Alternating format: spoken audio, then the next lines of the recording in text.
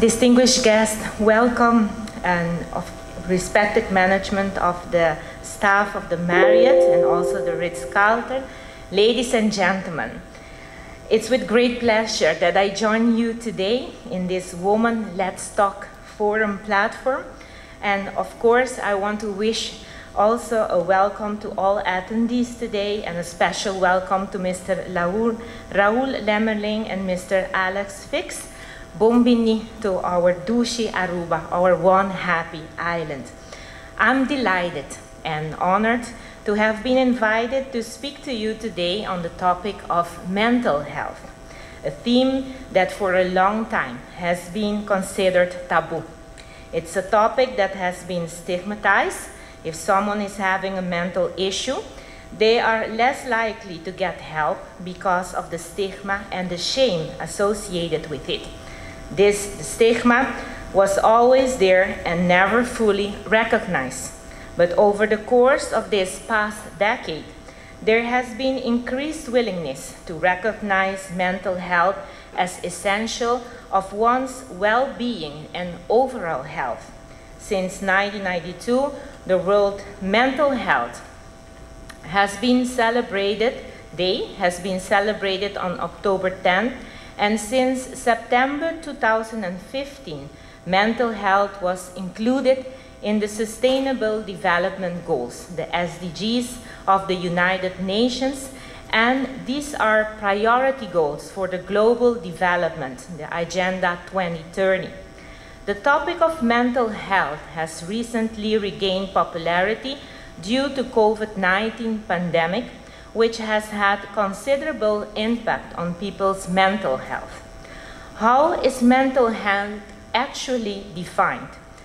According to the World Health Organization, mental health is a state of well-being in which an individual realizes his or his own abilities, can cope with the normal stresses of life, can work productively, and is able to make a contribution to his or her community. It includes our emotional, psychological, and social well-being. It also helps us determine how we handle stress, relate to others, and make choices. Mental health can affect the daily living, relationships, and physical health. Mental health is integral to living a healthy, balanced life, and it is important that at every stage of our lives, it encompasses our overall well-being and affects our lives in many ways. Being healthy can promote productivity and effectiveness in all our activities. It allows us to adapt to changes in our life and cope with adversity. All of us can be affected by emotions, despite the age, income, or gender.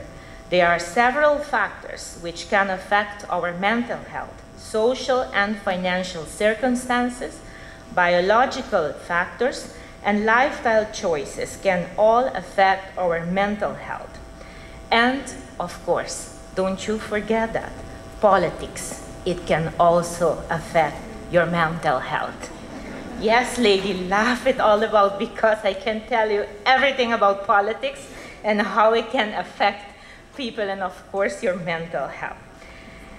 If we analyze the mental health of our population, the results during the pilot census of 2020 indicated that the emotional health of 9.3% of the population of Aruba was bad, ranging from fair to very bad. The emotional health deteriorated as age progressed. In addition, a significant correlation was observed between the general health and the emotional health of individuals. As the general health of individuals deteriorates, so does the mental health.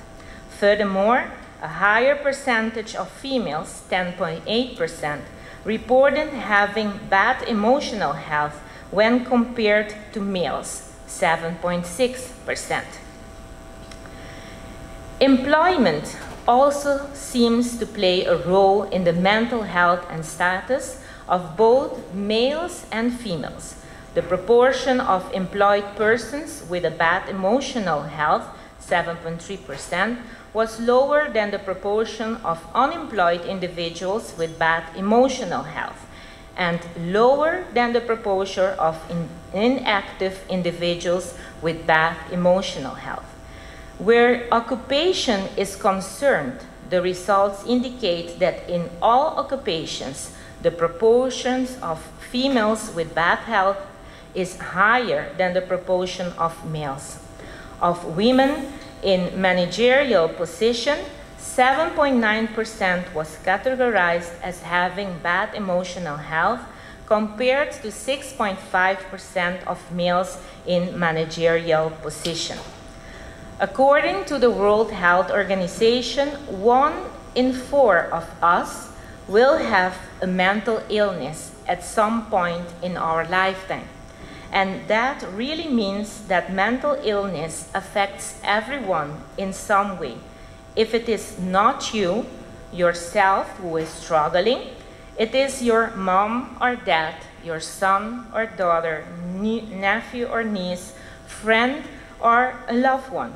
Mental illness can express itself in anxiety, stress, depression, and several other kinds of disorders, for example, eating and mood disorder.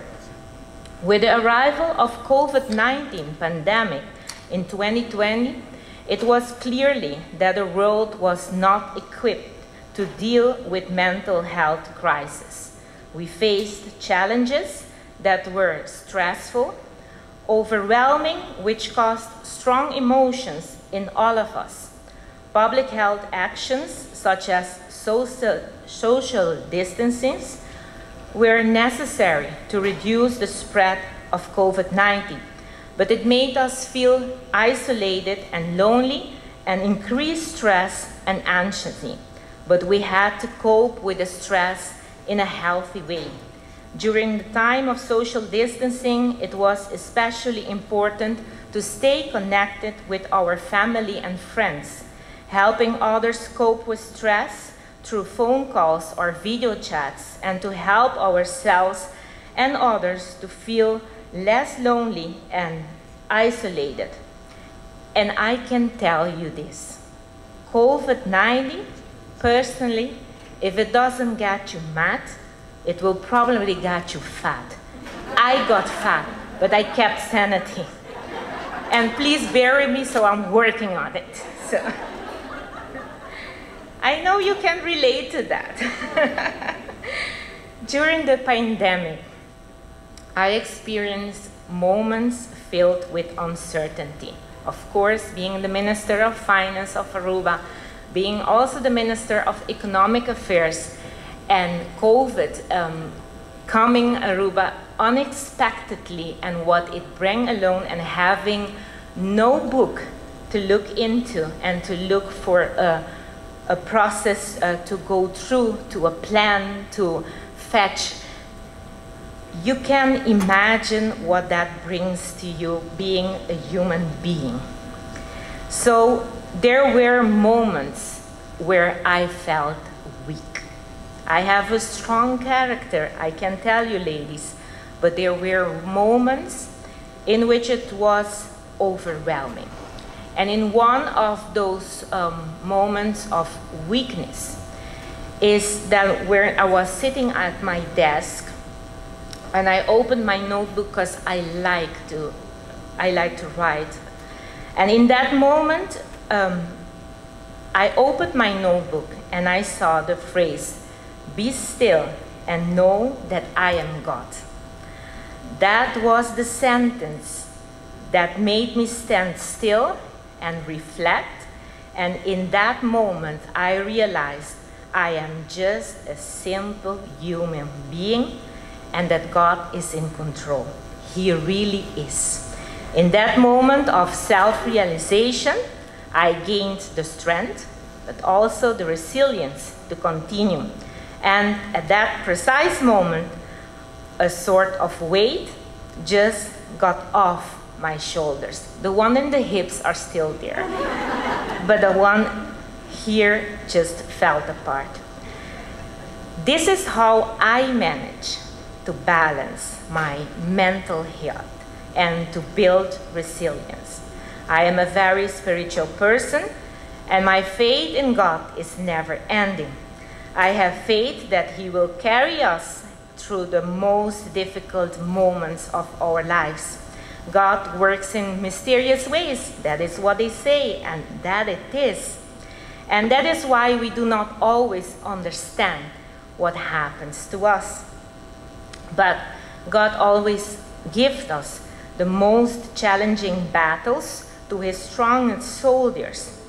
And it is, of course, my faith, and in my faith, where I find the most of the strength.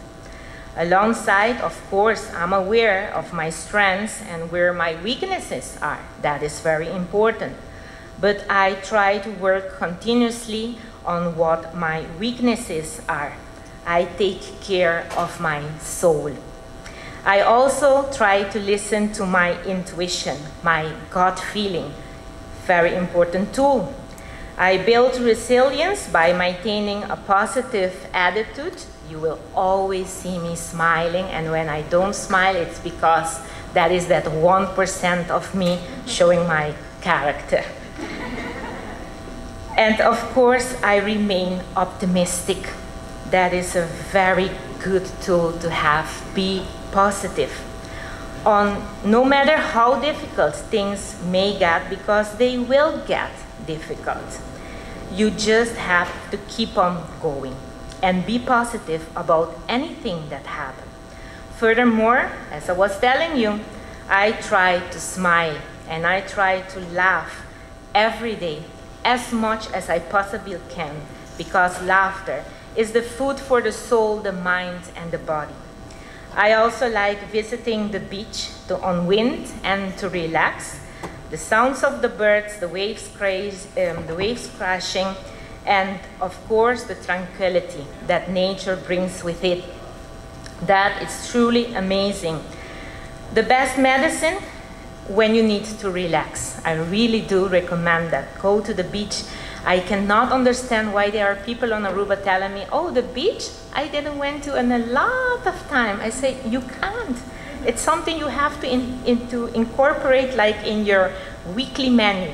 You have to go to the beach. Another way I unwind is, of course, I sing in the bathroom, ladies, but I sing. And I like dancing. I do that in the morning and at night. I really do dance, and that is what I do in my bathroom. I have my boom boom box. So, and of course, in my work as Minister of Culture, you may see the pictures there. I was dancing. That was a group, the one in blue. That was a group from Suriname, and they asked me to go on stage. So you may see I was dancing with them. And of course, the other day was the day of Bonaire, when I go, and I always tend to go, and I dance with them. It's nice to do that. I love it. But of course, there is nothing more important than your family. That is my foundation. This is my mommy, my brother, and my son. I love them very much. We often organize family gatherings where we enjoy others' company, we tell jokes, we play games, and we reminisce on past events. Additionally, I always try to communicate and reach out when I need help. That is very important. Don't keep it to yourself. Reach out. You will always have a dear friend who's likely to give you a listening ear. I do have a dear friend like that. That is my advisor, Mr. Nilo Swan. I really appreciate his friendship that we have a long time. He helps me also with my job being former Minister of Finance and Economic Affairs of Aruba. It is very important that you have a person that you feel you can go and just talk. What I do admit is, and that's what I'm telling you about, is that sometimes I neglect taking care of myself and regarding to my exercising. That's why I say you, and COVID came on top, so I kept sanity, but I got fat, ladies, and I have to work on that. But I need to say this, On the positive side, I'm aware that this all has to do with the stress we encounter, and I work on it. 2020 was a very heavy year. Being in that position of the Minister of Finance and Economic Affairs of a country so tiny as Aruba, it was a really tough year. But hey, I'm smiling, so that is a good sign.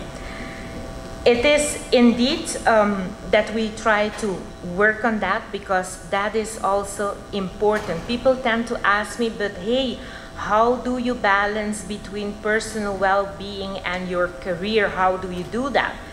As I was saying, I look for a lot of times to spend with my loved ones. I love my family very much. They are my foundation. And that is why I look every time to have in the week time to spend quality times with them. I do have a 14-year-old son, Ethan. And of course, when he was 2, I went into politics. Can you imagine that? Sometimes I think back and I say, you must have been crazy, dear. He was just 2 years old. But I must say, he is a fine young man and understands that mommy works at a very demanding job and cannot be with him often. But for that reason, every time I have a time to spend with him, that is quality time. I don't take my job home. I try to keep my job out of the doors of my home so I can spend it all with him.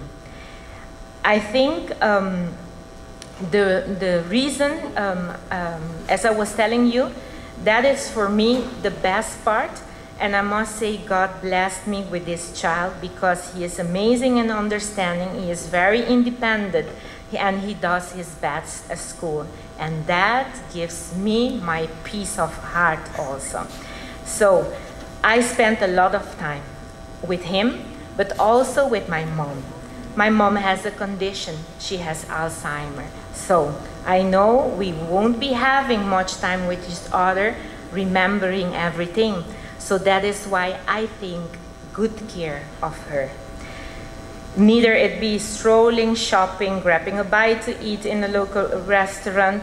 I like to spend time with her, and I do spend time. Every Sunday I go do her shopping, every Sunday, because that is my love for her. Another factor that maintains my balance is, as I was telling you, I like to listen to music, to dancing, to singing. These are things that I like in my personal life, and that helps me a lot with my professional career. I want to conclude by saying, we women, we are strong human beings, with all respect for the guys.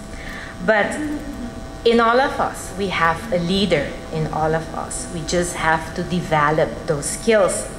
As a woman, a mother, we often take care of the household, and we make the house a home, because that last one is very important.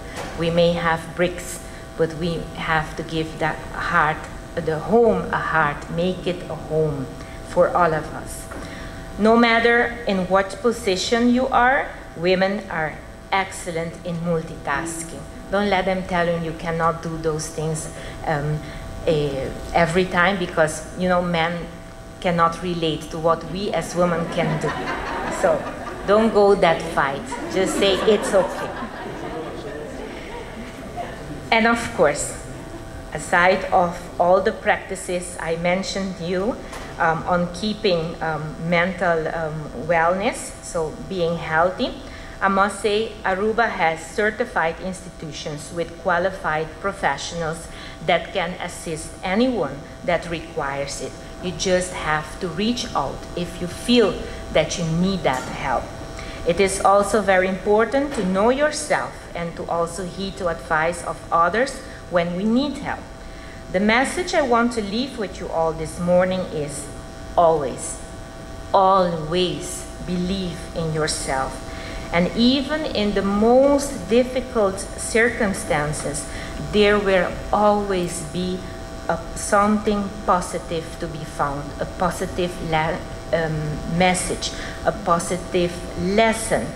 We just need to open our eyes, open our mind and our heart, and be ready to receive that message, because it is in there. So, ladies, enough talking for today. I must say, take good care of yourself. Take good care of your mind.